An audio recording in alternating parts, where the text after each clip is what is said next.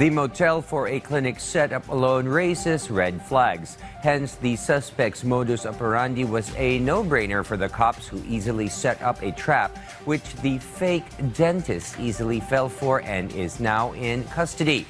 Our Ryan Lesigas has more details on this dentist who needs a root canal treatment sans the anesthesia. Instead of sitting in a dental chair, the patient was lying on a bed. This was the modus operandi of one fake dentist in Cotabato City. This small room in a motel served as her clinic. Libre yung cleaning, tol? Kapag upper and lower ang lead ko, giving. What the suspect didn't know, the person getting a dental cleaning was actually a policeman.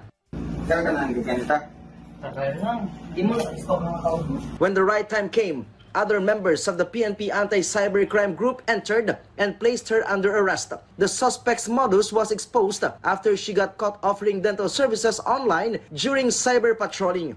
Mostly, yung kanyang mga biktima ay mga estudyante po.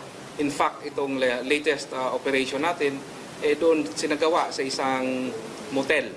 Dahil yun ang pagpapanggap niya na nagagawa sila ng thesis at baka pwede doon na lang din magsagawa ng illegal na operasyon. Paano siya? Ba't napunta sa motel? Kasi dahil wala naman talaga itong clinic, pagpapanggap ay kung asan siya ay doon na lang pupuntahan.